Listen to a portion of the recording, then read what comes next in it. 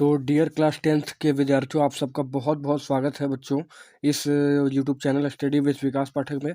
तो देखिए, आज हम लोग इस वीडियो में बात करने वाले 18 फरवरी को होने वाले हिंदी का मोस्ट इम्पोर्टेंट ऑब्जेक्टिव क्वेश्चन, ठीक है, जो आपके एग्जाम में बनने की प्रबल संभावना है।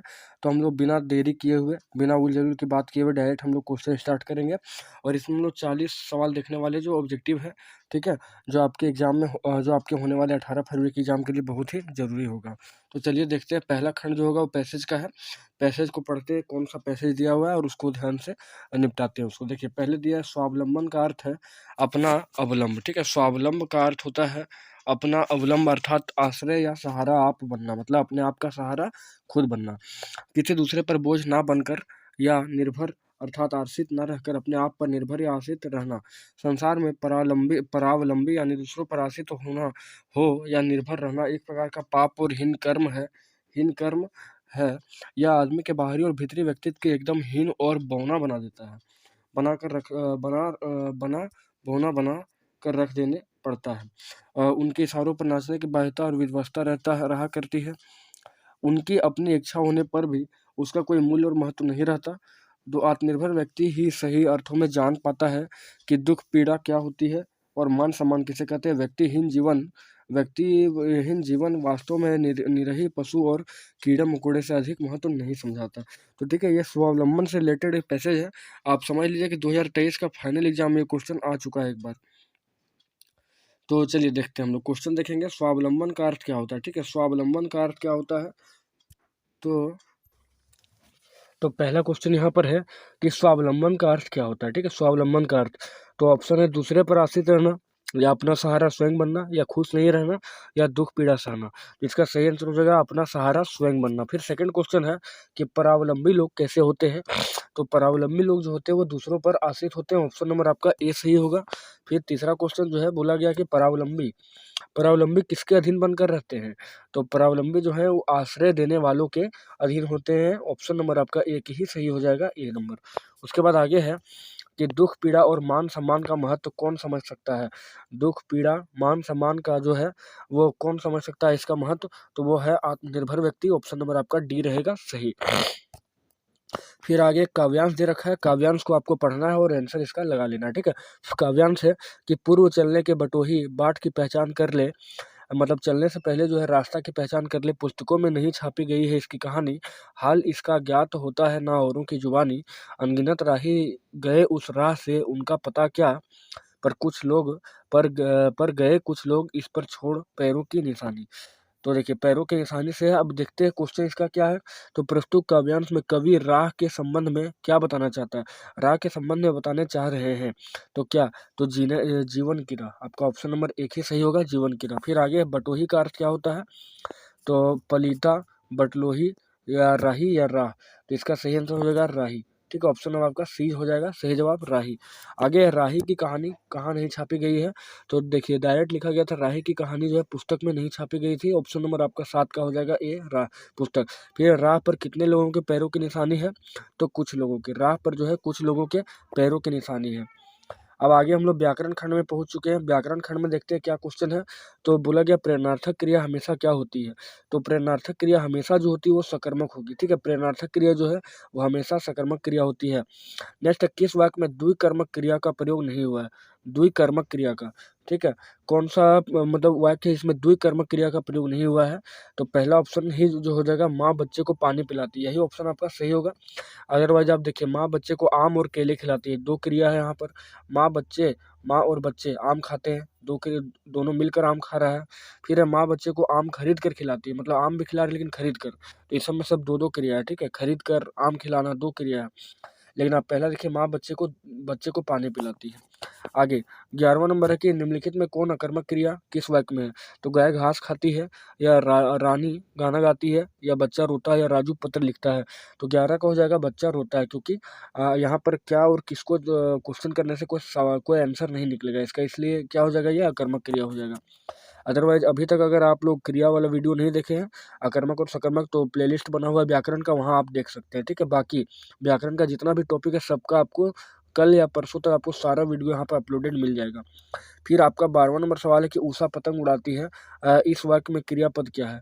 उषा जो है पतंग उड़ाती है, इसमें क्रियापद क्या है, मतलब काम क्या कर रही है वो, तो उड़ाती है, ठीक है, उड़ाती है, ऑप्शन नंबर आपका सी हो जाएगा। फिर आगे है उन्होंने जलेबियां बांटी, इस वाक्य में कौन सा वाच्य है, इस वाक्य में जो है कौन सा वाच्य है, तो वो कर्म वाच्य है, क्योंकि काम कर रहा है वो, ठीक है, कर्म दिख रहा है इसमें, इस क्रिया में। आगे है जिस वाक्य में कर्ता गौण होता है, मतलब कर्ता जो है दिखेगा ही नहीं, उसको क्या बोलते हैं, कर्ता गौण होता है या लुप्त होता है, उसे क्या कहते हैं, तो उसको अकीर्तिवाच्य कहते हैं, यानी कि ऑप्शन नंबर आपका बी हो जाएगा।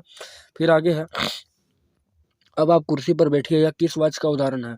अब आप जो है कुर्सी पर बैठिए, यह किस वाक्य का उदाहरण है, तो दोस्तों ये हो जाएगा आपका ये आपका हो जाएगा भाववाच्य, ठीक है, ये आपका ऑप्शन नंबर सी हो जाएगा भाववाच्य। अब आप कुर्सी पर बैठिए, भाववाच्य। फिर आगे है प्रतिदिन कौन सा समास है, प्रतिदिन जो है वो कौन सा समास है, तो प्रतिदिन जो है अव्ययी भाव समास है, ऑप्शन नंबर आपका यहाँ पर सी होने वाला है, सही आंसर अव्ययी भाव समास। फिर आगे है जिस समास का पहला पद संख्यावाचक विशेषण होता है, कोई भी समास जो वैसा कौन सा समास है जो पहला संख्यावाचक होता है, ठीक है, जैसे कि त्रिभुज, चतुर्भुज, चौगुना, पचगुना, ऐसा अगर होता है संख्यावाचक विशेषण होता है तो उसे कौन सा समास कहते हैं, तो उसको कहते हैं द्विगु समास। फिर आगे है कर का एक अर्थ टैक्स होता है, तो दूसरा अर्थ इसमें से कौन होगा, तो कर का एक अर्थ टैक्स होगा, दूसरा अर्थ यहाँ पर दिया है पैर, आंख, हाथ और मुंह, तो इसका हो जाएगा हाथ, ठीक है, कर का एक सही अर्थ क्या होगा, हाथ। फिर आगे क्वेश्चन है बच्चा जो है धीरे धीरे चल रहा बच्चे धीरे धीरे चल रहे हैं, रेखांकित पद जो है किस अव्यय का उदाहरण है, धीरे धीरे जो है यहाँ पर किस अव्यय का उदाहरण है, तो ये हो जाएगा क्रिया विशेषण अव्यय का। क्या को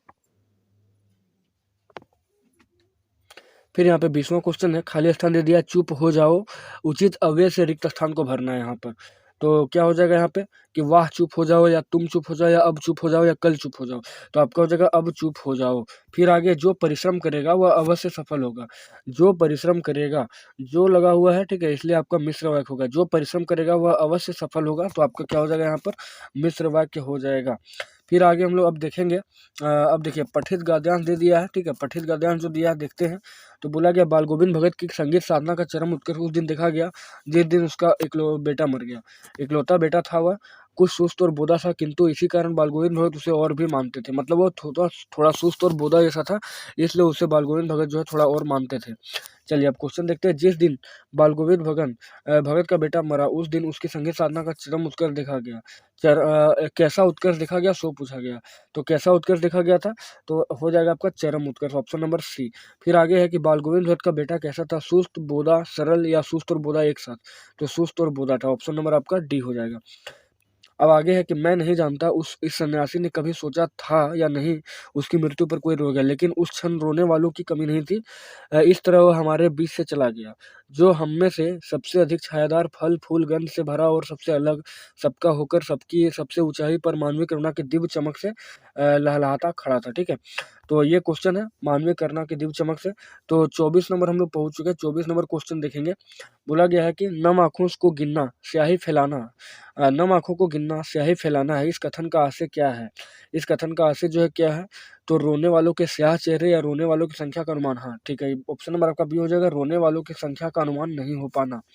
फिर आगे है लेखक ने किसको सबसे अलग, सबसे ऊंचा और और सबका कहा है, सबका कहा है, तो वो हो जाएगा फादर कामिल बुल्के को। अब आगे पठित काव्यांश है कि बोला गया काव्यांश के बादल गरजो, घेर घेर घोर गगन, धराधर ओ, ललित ललित काले घुंघराले बाल, कल्पना के से पाले, विद्युत छवि उर में कवि नवजीवन वाले, वज्र छिपा नूतन कविता, फिर भर दो बादल गरजो, ठीक है, ये बादल वाले से मेघ आए। तो देखते हैं क्या बोला कि आपकी दृष्टि में बादल जो है किसका प्रतीक हो सकता है, तो गरजने का, या बरसने का, या पौरुष और क्रांति का, या वर्षा करने का, तो आपका हो जाएगा पौरुष और क्रांति जो होगा सही आंसर यहाँ पर होगा। फिर आगे बोला गया है यहाँ पे 27 नंबर की विद्युत छवि उर में का क्या तात्पर्य है, विद्युत छवि उर में का क्या तात्पर्य है, तो बादल के हृदय में बिजली का छिप जाना, बादल के हृदय में बिजली का छिप जाना। फिर आगे है फसल किसका जादू है, मोस्ट इंपॉर्टेंट क्वेश्चन है ये कि फसल किसका जादू है, तो फसल नदी के पानी का जादू है। आगे फसल किसका गुणधर्म, देखिए जादू अगर पूछा जाएगा, दोनों को क्वेश्चन पूछा जाता है कि फसल किसका जादू है, तो नदियों के पानी का, लेकिन फसल किसका गुणधर्म है, तो वो हो जाएगा मिट्टी का, सो भी कैसा मिट्टी, संदली मिट्टी का, भूरी काली संदली मिट्टी आपका ऑप्शन रहेगा, कहीं उसमें टिक मारना है। फिर आगे पाठ्य पुस्तक का कुछ क्वेश्चन कि दंतुरित का शाब्दिक अर्थ यहाँ पर क्या होता है, तो बच्चों के नए नए दांत, ऑप्शन नंबर आपका डी हो जाएगा। फिर नेक्स्ट पूछा गया फसल कविता के कवि का नाम क्या है, फसल कविता के कवि का नाम क्या है, नागार्जुन। आगे है धुंधला प्रकाश किसका प्रतीक है, कम रोशनी का या अंधेरा का या अस्पष्ट का या अशांति का, तो धुंधला जो आपका है यह धुंधला प्रकाश जो है अशांति का प्रतीक होता है। फिर आगे है तार सप्तक किसे बोला गया है, तार सप्तक किसको बोला गया है, तो सप्तक बोला है 7, ठीक है। तो सरगम के ऊंचे स्वर को, सरगम के ऊंचे स्वर को तार सप्तक कहते हैं। फिर आगे 34वां क्वेश्चन है परशुराम ने सूर्यवंश का कलंक जो है किसको बोला था, सूर्यवंश का कलंक जो है किसको बोला था, तो हो जाएगा लक्ष्मण को। फिर आगे है भोलानाथ का वास्तविक नाम, माता का आंचल चैप्टर से लिया गया, भोलानाथ का वास्तविक नाम क्या है, तो भोलानाथ का वास्तविक नाम जो होता है वो तारकेश्वर नाथ होता है। नेक्स्ट क्वेश्चन जॉर्ज पंचम के नाग पाठ के लेखक कौन है, तो हो जाएगा कमलेश्वर, कमलेश्वर हो जाएगा। फिर आगे है 37वां क्वेश्चन कि लेखिका ने गंगटोक को किन लोगों का शहर बताया है, तो मेहनतकश बादशाहों का शहर इसको बोला गया है।